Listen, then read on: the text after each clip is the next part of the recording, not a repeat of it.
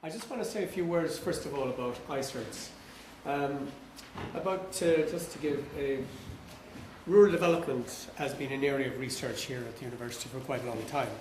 And there's about 20 academic staff that are affiliated to ISSP. And it's multidisciplinary: economics, political science, sociology, geography, law. And a very large body of research has come out over the years, and you can see that on the ISSP website. And it's very active currently in terms of publication output, and there's a long history of output there. Currently, in addition to the academic staff that are engaged in research in rural development, there's one senior researcher, 2 researchers, and there are 15 PhD students in the area of rural development. Traditionally, the source of funding for rural development has been through framework programs from the EU. About 80% of our funding traditionally has come from the EU. But unfortunately, over the last few years, it has flipped, and about 80% of our funding now is from the Irish government. I think there is a real necessity now to start looking eastwards again and to get some funding from the European Union. You can say it was hard earning more money here or whatever, but I feel that it's a little bit softer, the money that came through the Irish government than the money that came through the European Union, where you had to compete seriously for money. And I think that's the way it should be. We should have to compete internationally for funding. The budget at the moment is approximately 600,000 per annum. That's sort of the current expenditure per annum. We have 3 sources of funding, as I said, or the major sources of funding at the moment. We have PRTLI 5. We have an award under the Beaufort, which is Marine Socioeconomic Research. And we have quite a number of Walsh Fellows, and those are our main sources of funding at the moment. Right, what I want to talk about this evening is towards sustainable rural development. The title of this thing has changed a few times because I have really difficulty coming to terms with this concept of sustainability. You can talk about sustainable in theoretical terms, and you come up with one set of or a paradigm, if you wish. But then if you want to talk about implementing that, you have a sort of a different paradigm. And I think it's not unique to the area of rural development, that in so many areas it's one thing to be able to conceptualize and see what should be done. It's something else as to what can actually be done. So in framing the talk for this evening, I was flip-flopping between these two. That's supposed to advance me, is it? Yes. Oh. How do we... It's that button to advance. Oh, right. Okay. Yeah. All right. I have a pointer on this. This is a very smart machine. I know. It's an expensive piece of kit. Absolutely right. Okay, these are the things I want to talk about, just to talk a little bit about the concept of rural, some of the recent transformation of Irish rural society, and then we move into the concept of balanced development, sustainable development. What are we talking about there? There's an interesting sort of dialogue going on there between these two concepts. Then the modelling of economic sustainability.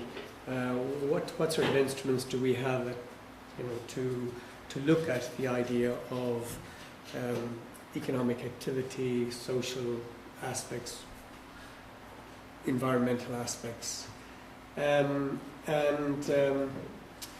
so first of all I will look at the economic side and then see about integrating economic, environmental and social, and finally I want to move on to sort of leaving behind a little bit the theoretical to look in a pragmatic way. How do you look at rural areas and try to see the sort of factors which influence rural development and how we can analyse the rural condition and propose policies for intervention, and finish up with some remarks. Now, I hope that doesn't go on too long. I'll drop some of it and rush it again, because I know you're like to get out of here. So let's say we'll aim to finish by about 6:30, okay? Okay, the whole definition of rural, of course, is quite contested. You know, it's not urban.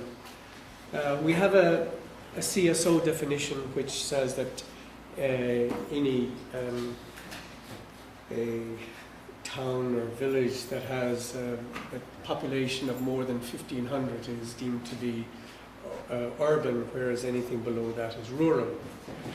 But there are two, I think, two dominant characteristics of rural. And it is that the primary sector is dominant, or at least has been dominant. In fact, in most what we classify now as rural areas, the primary sector is no longer dominant. Dominant in the sense that it doesn't employ the majority of the workforce in the rural area. The second is population dispersal, that as opposed to the urban where you have concentration, that you have dispersed population. Normally you have a hierarchy, an urban hierarchy, from the cities and towns down to the towns below 1,500, and then the villages, and you know, the empty landscape with houses dispersed through it. So anything below the 1,500 is really the rural, and so this is a characteristic of rural, is this dispersed population. Now, there are social characteristics as well which define rural. I suppose, and again, I'm not a sociologist, and so people can take me up on some of these issues, like a sense of community. Traditionally in Ireland we have got communities organised on a parish level, and so there is a certain identity there. Also, you have had over the years very active voluntary organisations, parish councils, the Munchinichira that was mentioned today, various other organisations that, or voluntary organisations that organise society at a parish or local level. So there is a sense of identity. Also, a characteristic of social areas is the demographic imbalance. This has been reduced to a certain extent, I suppose, over the recent years because of the moving out of people from urban areas. But traditionally you have a move of the younger people, to the working age group, moving from urban to rural, and that has left a heavier or a higher number or higher percentage in the young and the old. Social networks traditionally have been fairly good in rural communities. Again, that has come through cooperation and work, through the activities of voluntary organisations, the sort of volunteering activity that goes on. But that, of course, is one of the critical areas that we know at the moment that's being stressed, is this whole social capital, social networks. Another is the service access. I suppose, you know, if you look at the expenditure on health service or the use of health service throughout Ireland, you'll find it much more heavily used in urban areas than in rural areas. And that's primarily because you don't have the access or the level of access in rural areas that you have in urban areas. And so there is this push to try to get greater and greater access for people in rural areas. Now, I'm not sure what the whole restructuring of the health service in Ireland, what it is doing to that access, but I'm not sure it's going to be positive. There is, in rural areas, there's a great lack of homogeneity, as opposed to urban centres where there's much more homogeneity in type of effort and so on. But some of this homogeneity can be the aspects which sort of characterise this lack of homogeneity is distance from urban centres. Some are quite distant from other urban centres, others are not so distant, and that has implications. Population concentration, again, you have areas that are quite populated in terms of villages and small towns. Others are less populated and more dispersed. Mix of economic activity. Again, traditionally, rural areas, primary economic sector was the most important, agriculture and forestry, fishing. But this has been, because now of the, I suppose in rural areas you still have that predominance of activity in the rural areas, but the people who live in rural areas are not necessarily engaged in that activity. They are engaged in activity maybe in urban centres, but the community is much more mixed now than it used to be in terms of the sort of economic activity they're engaged in. Again, the lack of homogeneity is marked by this mobility of population. And we saw that in the recent years, this extraordinary commuting that has gone on in Ireland, certain rural areas are beyond commuting activity, and so the mobility has been out of the rural areas to urban areas, migration, whereas those within commuting distance have been commuting and coming back, and at least keeping the vibrancy of local society. Okay, when we thought I had something else there.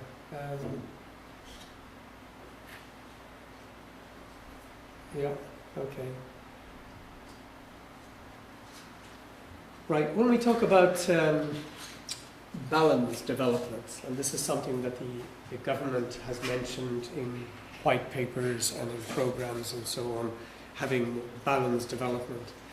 Well, you can approach this from two ways as I see it. One is geographical balance, and to a certain extent that more traditionally was the approach, or that was the idea behind balanced development, having sort of equal levels of development across the different regions in Ireland, or having a certain level of economic and social equity across the regions or between social groups,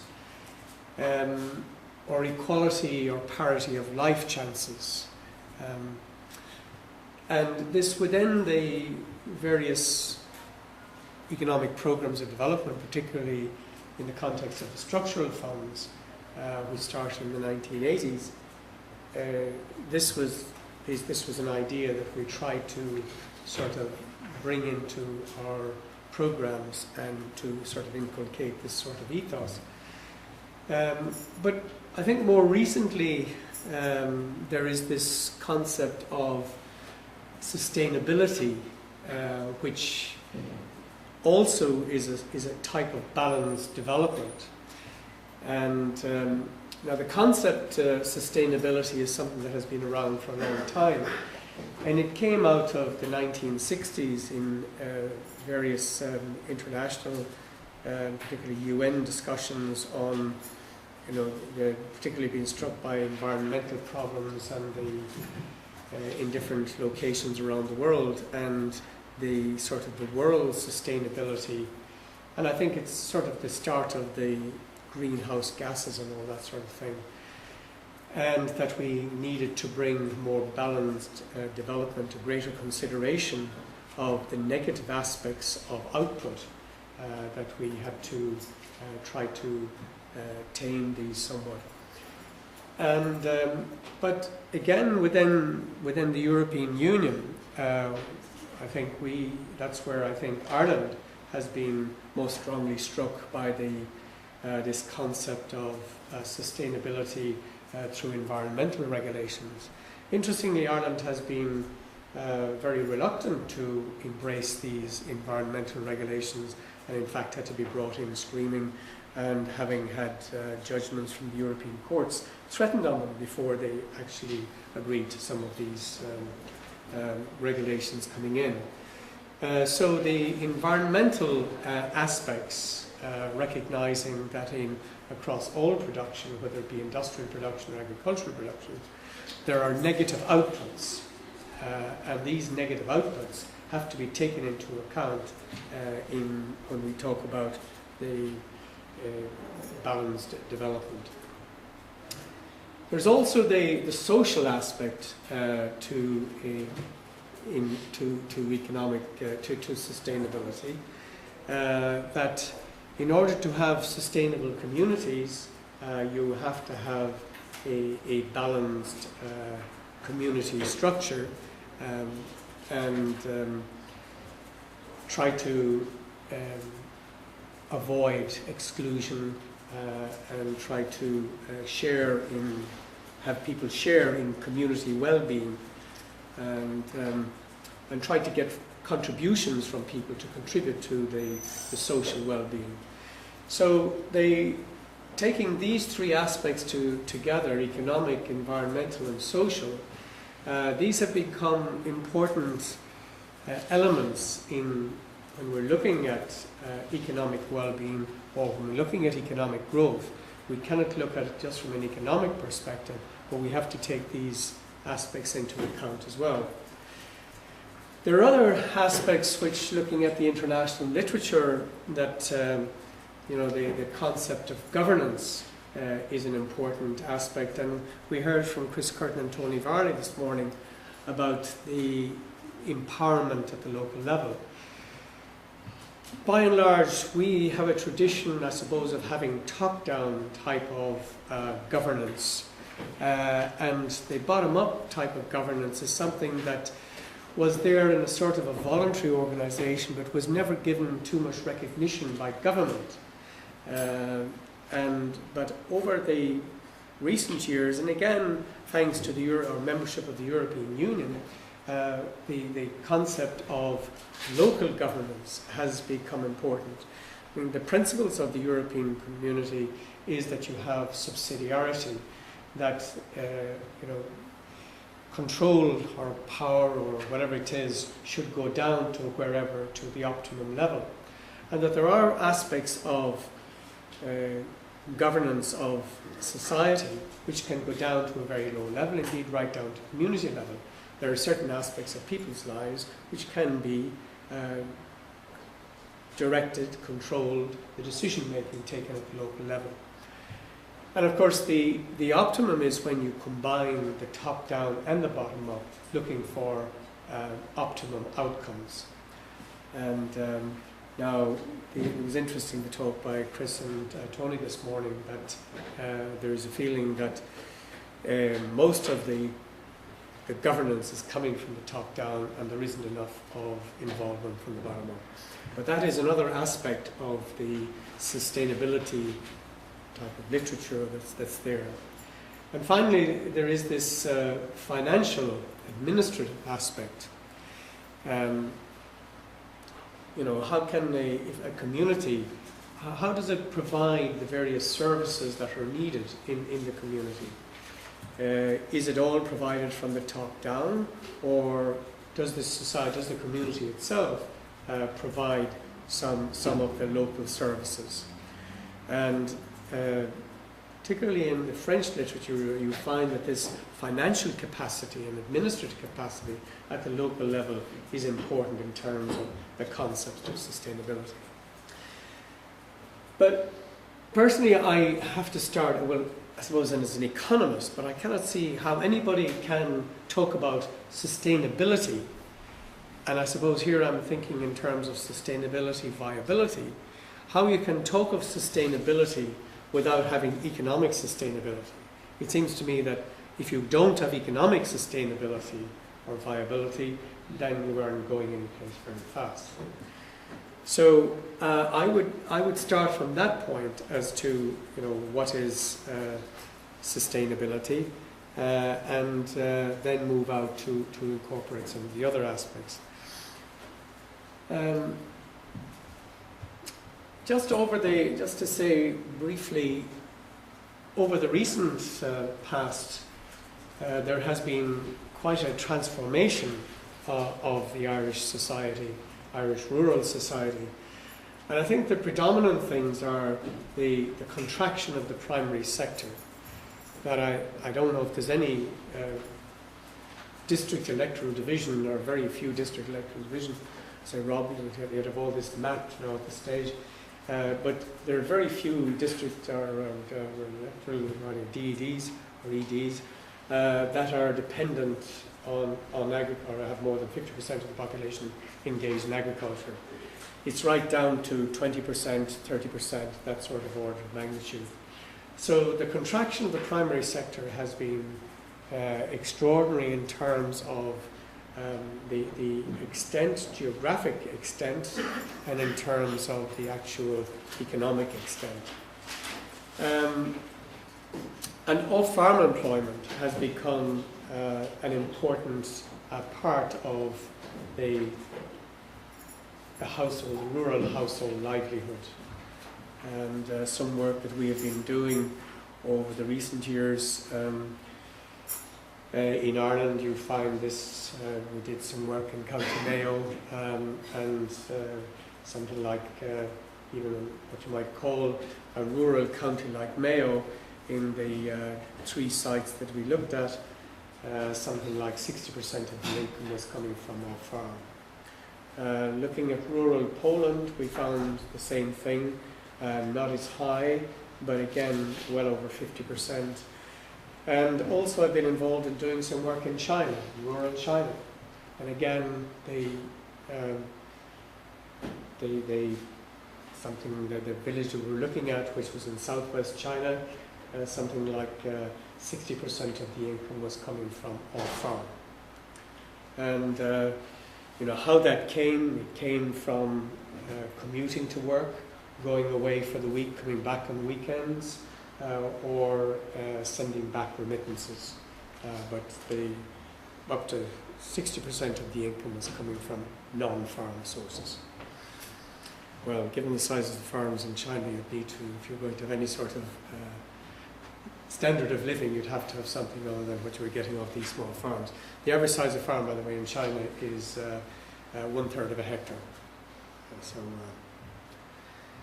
okay, so commuting, again, that has been one of the extraordinary phenomena of the last 15, 20 years. And I think that the impact of this commuting really hasn't been come to terms with at all yet. I think where it has manifested itself mainly has been in the congestion on the roads and the cost of travel in cars. But I think that there are other implications way beyond that we haven't really come to test very much in terms of impact on rural communities that have been swamped by people coming from outside and so on. What has that done to social structures, networks and so on? I think that's something that we need to be looking at. I know that some people aren't actually looking at this. And also this access to services, I think people are much more acutely aware now of services to which they could have access or would like to have access. And we see a lot of tensions around the country, particularly with the restructuring of the health service with regard to this access to the services. And again, I think this is something that an area that's worth researching to see, what is happening to the access. Is it improving or is it dropping as a result of the restructuring that's going on? I just want to move into this idea of modelling sustainability, and I want to go through a few ideas here. The idea of value-added creation. I want to look at an IO framework from a purely economic perspective as a tool that's used for looking at economic activity in a geographic area and seeing how that economic activity can be increased as a result of policy intervention or whatever. And then moving on to adding in the social and environmental elements. So I just want to, first of all, just talk for those people who are not economists, the concept of value added. And this is a little exercise I'm doing at the moment. I was asked to find out if a consumer spends €1 on local milk, on liquid milk, what is the impact of that on the economy? And that's where the idea of, well, what, as a result of this sale of €1 worth of milk, what is the impact, the total, I'm here now, I'm confining what I'm calling value added to households getting money into their pockets. And I won't go beyond that too much in terms of elaborating as to what it is. But I want to find what's the total household income that's generated as a result of that. So this is the sort of process you have to go through. So the consumer buys it from the retailer. So the retailer has a production activity going by way of supplying a service, which is selling goods. And there's a labour input to it, so there's people get an income from it. And then there are other inputs that are used in the retail business. And of course, in order to produce those inputs, there's further household income produced. And we just leave it at that, taking the first, second rounds. Then there's the local processor that's processing the milk. They have a certain income generated in the processing activity, that people who are working there get paid an income. And of course they use input in the production, and those inputs have to be produced, and there's income generated there.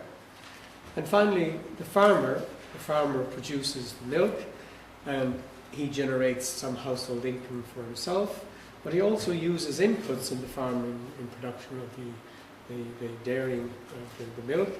And so producing the inputs also generates an income.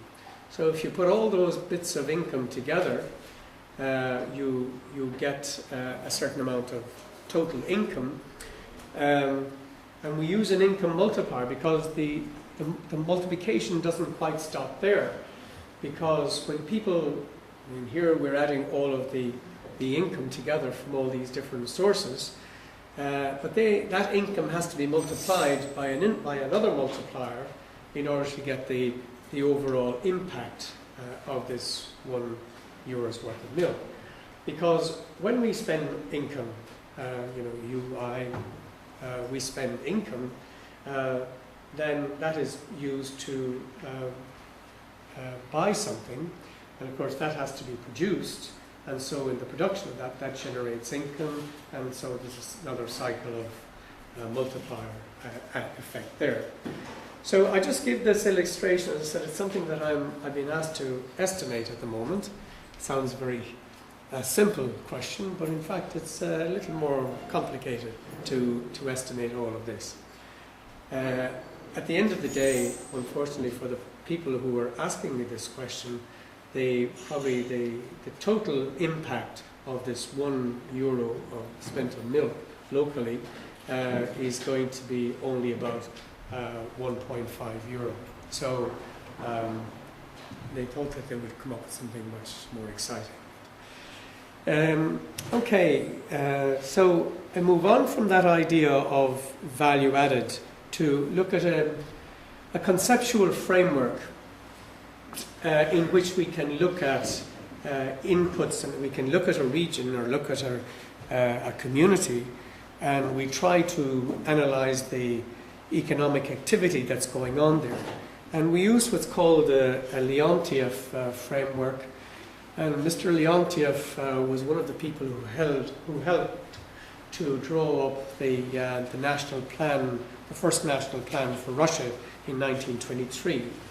But he escaped the Bolsheviks anyhow and finished up in the United States. And in fact, I met the man probably in the 1980s, and he continued to work on input-output models, created one or built one for the United States, and it has become a tool for analysing economic activity at any spatial level you want. Now, I produced two of these spatial models in Ireland in the 1980s, one for this region here, and another one for the northwest region.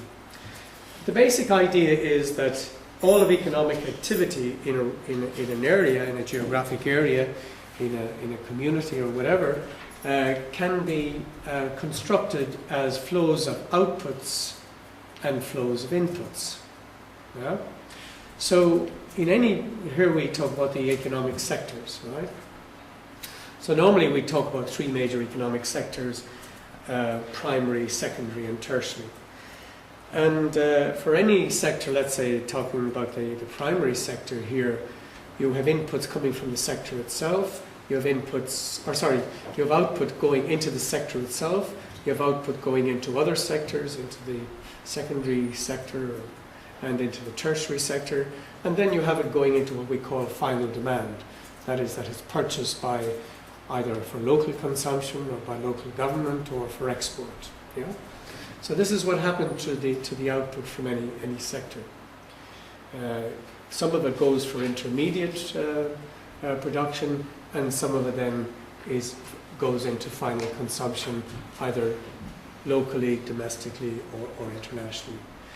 And here, in terms of inputs, then, again, taking any sector, you have inputs coming into the sector from the sector itself, from other sectors, and you have finally imports into the sector. Then you have people who are working and they get an income, there's profits generated, and there's taxes generated. So those are sort of the inputs. The wages is to labour, profits is to capital, and the taxes go to government. So you can construct this for any economy, from a local economy to a national economy. You can produce this sort of matrix of inputs and outputs. Oops. What happened now? Okay, so the idea with this sort of this instrument, you can look at any area and geographic area, and you can look at the activities in terms of outputs and inputs, and particularly with respect to the outputs.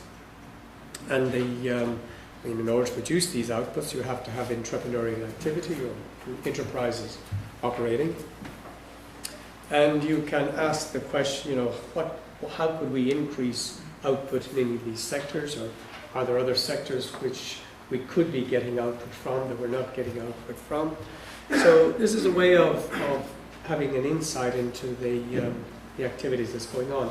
One of the probably most outstanding things we found in that early model of the 1984 was that at that time we had a number of multinationals in the region, and only something like 70%, only 7% of their inputs were coming from this region. And I remember reading a paper in Dublin, and somebody from the Department of Industry and Commerce says, "My God, can we see that data?" And and they used the data, and that started up the linkage program in Ireland. So there's a link between research and policy initiative.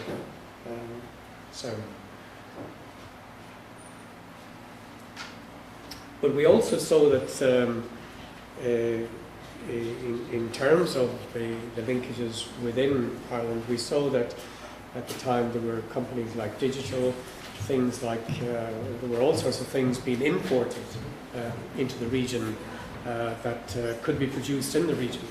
So it was a way of sort of looking at what was happening, particularly in terms of the imports into the different sectors, and saying, well, how much of these could we produce inside the region?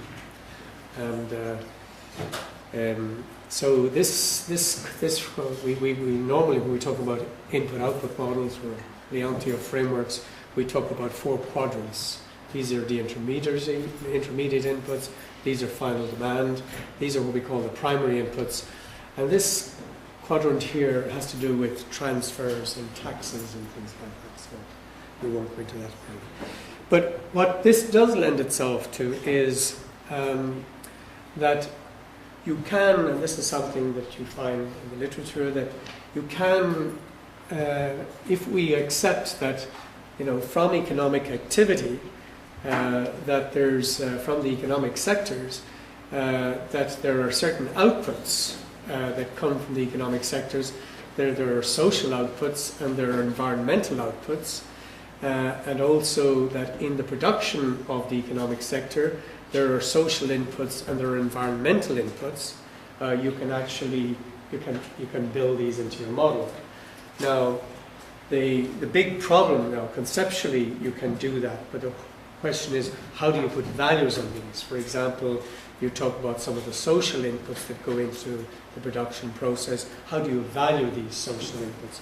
Similarly, some of the environmental sectors, how do you put value on these? And again, on the outputs, the social outputs and the environmental outputs, how do you value those? And that becomes the limiting sort of aspect of this sort of modelling. But even if you could model them, I mean, there's a disconnect between the enterprises that are producing economic goods and services and the community or the society which experiences these negative social or environmental outcomes. And so how do you optimize production? And it seems to me that you would have great difficulty modeling something like this here, and that you have to find a more pragmatic way of doing it. And that's why I move on to sort of maybe looking at a more realistic way of addressing this than the more conceptualized type of way of modeling. That you try to look at, and here I try to put on one diagram, and that's in the reading that I assigned for this. Trying to look at the factors which influence the economic activity, if you wish, in rural areas, and seeing, from first of all to analyze, to use this as a way of analysing rural areas to see what is or isn't there, and then to use it as a means of formulating policy in order to strengthen the economic activity in rural areas. So here, there's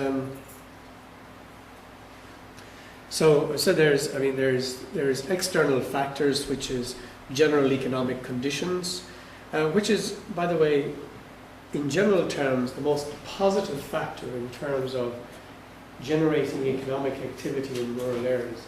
If there's a high general economic conditions and environment, then that creates a more positive environment in rural areas. Of course, the degree of integration into international markets, this is extremely important, and we talk about globalization and globalized markets. Most places are globalized, particularly in terms of inflows of goods and services. They're not as globalized in terms of outflows of goods and services, primarily because of the access networks to international markets.